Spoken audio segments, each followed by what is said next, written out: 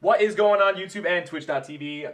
It's Tyler from Team TYC here, and today we have a top 32 remote YCS Tenyi Swordsoul list by, you can go ahead and introduce yourself. Brandon Conrad of Poughkeepsie, New York. I know Tyler very well.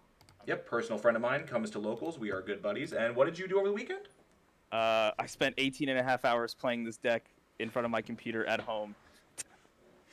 Oh my god. No, I got my first YCS top this weekend. It was a good time, but it was a grueling 2 days. But I just like to start by shouting out testing partners Robert Doolittle and Mark Solis. Mark and I went back and forth on a couple things in this list. He was ultimately the decision to play a few particular cards from it, which maybe weren't as standard based on what I saw throughout the other top deck list. And one thing in particular I think is the number of hand traps. If you look at the other top 32 duelists, this is no shade to any of them, because this is just what worked for me. It's a little bit of a confirmation bias, but we decided that it was just better to have more combo pieces than hand traps for this event in particular. So in the main deck, the only hand traps we were playing were the 3 infinite and permanents. Whereas if you look at the other top 32 Swordsoul lists, a lot of Ash and Veilers, which kind of makes the difference in the mirror match at least. But I only played about 4 or 5 mirror matches, if I can recall, and at never any point did I feel like I really needed them. But that's just my particular playstyle versus others. So don't base my confirmation bias off of your decision on what to play. Right. So why did you choose Tenyi Swordsoul to pilot for this event? Well, as I'm sure you remember from the locals, I was pretty quick to jump on the bandwagon when the deck was first announced, and I spent that sneak peek weekend building this. I think I had the deck by like noon Sunday on that sneak peek weekend. I believe, I remember you were going all over the place.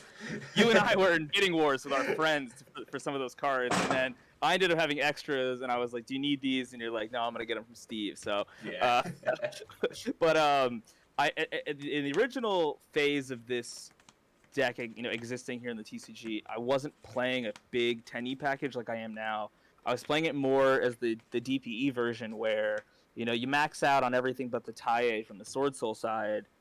Wasn't playing Protoss in the deck at the time, and the only Tenyi I was playing was the Vishuda. And I think I was playing that at 2 with Pot of Prosperity instead of Desires. And I had some early success with that list, mostly because people didn't know what the deck really did at the time. It was so fresh. But then it started not working. People were wising up to it. A lot more people were throwing Nib and other hand traps into their deck to counter this, because suddenly there was this big influx of the deck. And then Birds came out. Really hit the scene around the same time too. So people were already prepping for that matchup in particular. So I ended up switching off that to a Go Second build. I had some kind of early success with that based on a list that I saw from Hani and the team over at Luxury Gaming. Decided, maybe I'll play this list. It had 3 Droplet, 3 Mine, 3 Evenly Matched, 3 Lightning Storm, 3 Dark Rule, and no more. And it was, I'm gonna admit it was kind of a scummy list. I'm glad that the meta shifted from that. So it was about 2-3 weeks ago that Mark kind of came to me and said, "This list is some ass." Those were his words exactly. And I said, "All right, so what do we do? What do we do?" And Mark and Rob were testing that night on YGO Pro. Mark had just got off. He said, "I've done enough testing. If you want to play the deck, here's the list. I'll sit here and I'll watch, and I'll kind of coach you through it." I said, "Okay." So then Rob was in my ear as well, and they were coaching, and we went on like a 10-0 streak with it.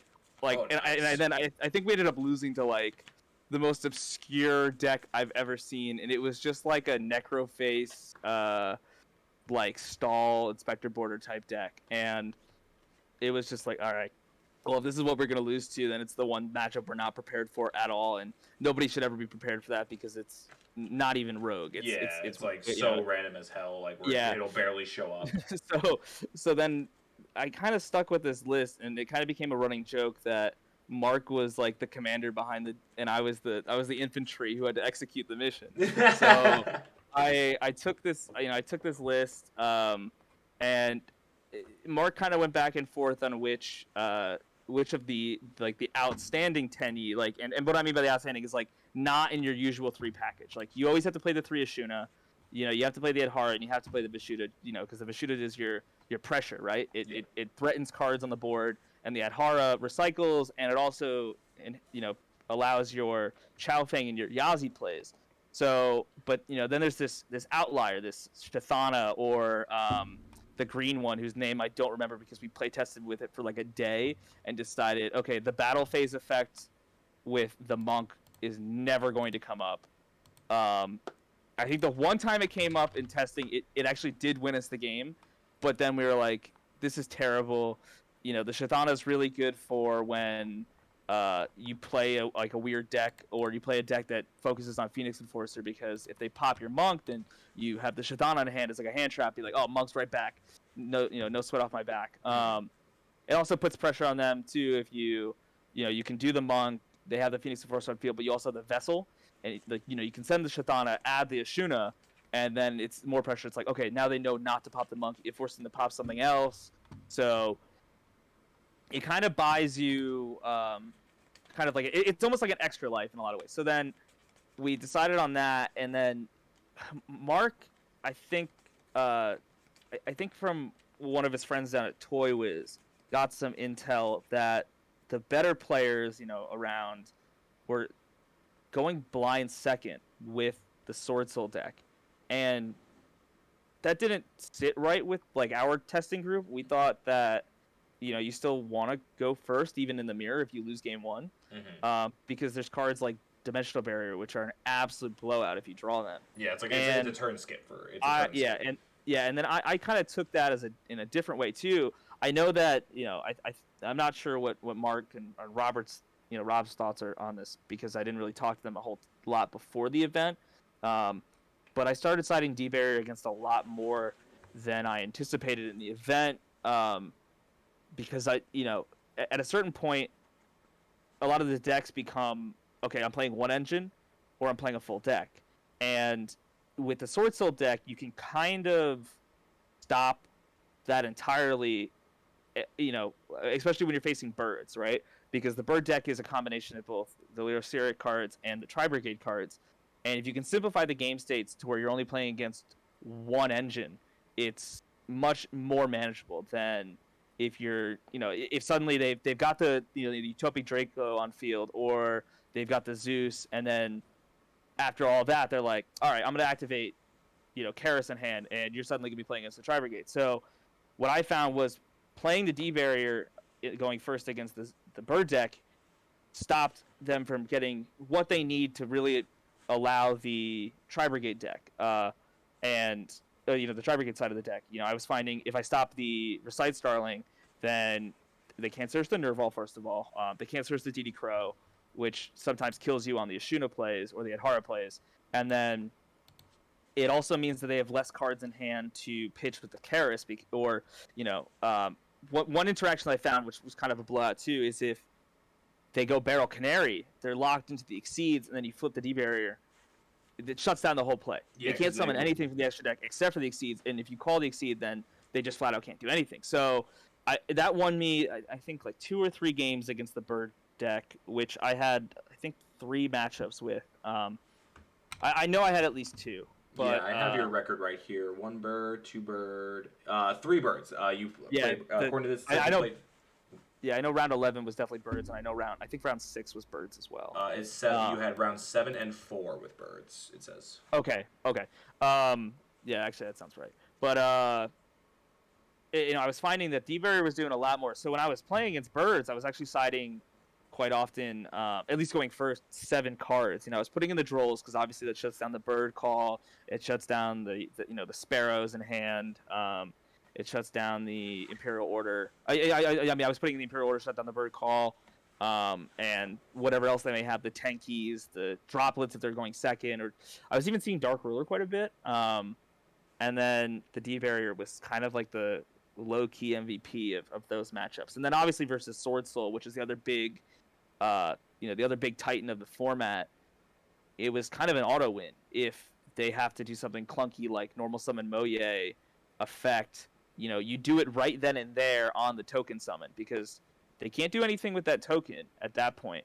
It's stuck there. Yeah, they can start doing Tenyi plays, but they can't go into Monk even if they summon the Tenyi, because the token is on field, prohibiting them from doing anything. So it's kind of it's a total turn ender. Even if they and I found it a couple times, even if I was getting debarriered and they were shotgunning it, for instance, you can still do quite a bit with the Tenyi package. Yeah, I found a couple times that like Shaman plus Monk was enough to slow the game state down to a winnable point, and then the following turn was kind of like the kill shot in a lot of ways, because I have pressure because the Monk is going to pop something in the battle phase, and you really have slowed yourself down. Plus, the D barrier will shut off whatever they've made on their field if they went first and they made a couple synchros. So one thing that was interesting was the guy shotgunned it because he only had the Chow Fang, and I'm like, okay, so you stopped that now. I can go Vishuda effect, summon itself, Monk, then I hit him with a Vessel, and I can suddenly Ashuna from my hand. And he's like, uh-oh.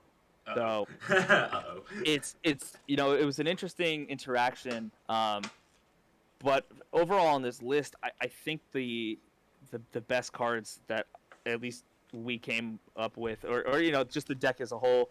Like obviously the Protoss is a total blowout. If you can get to that, it's often just total GG. And depending on the matchups, it's just makes it unplayable. I didn't have to play against Phantom Knight, but obviously Protoss is an instant win versus Phantom Knight.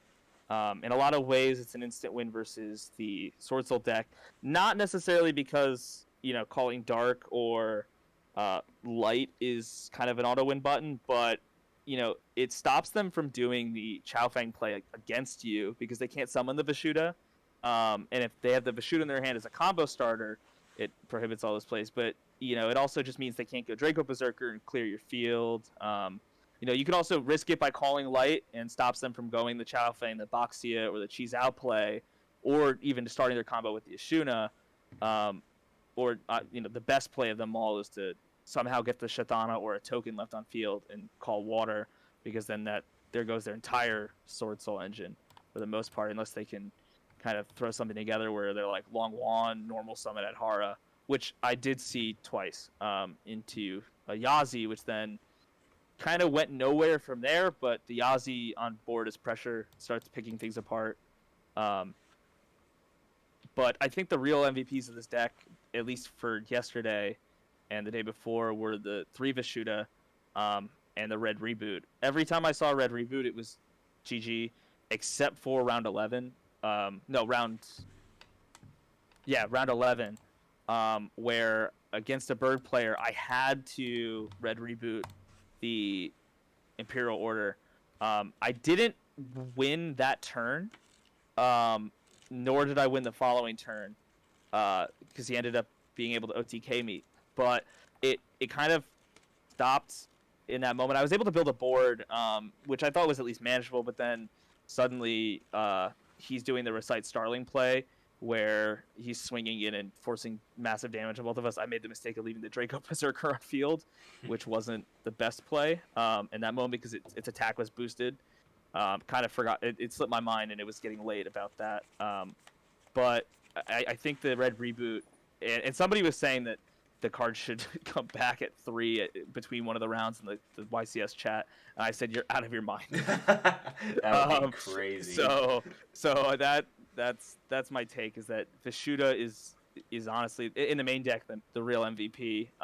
The Protoss, which I think is the most likely hit of anything, at least on the coming ban list, outside of maybe some stuff having to do with maybe DPE, which I still think is way too early to hit that card. Oh, absolutely, but, especially since they're reprinting Fusion Desi as an ulti in the next couple of CS packs. So yeah, the one thing I could see them doing is maybe like maybe hitting what you can send off the DPE, which, because to follow up DPE and then like at least in the striker deck, right, to follow up to be able to then set everything, and then suddenly you're drawing an additional 2 cards off the Celestial is kind of a pain in the ass for a lot of decks. The Evoke deck does the same thing too, and it plays the DPE deck. But I think it's sorry, way too early to hit the DPE.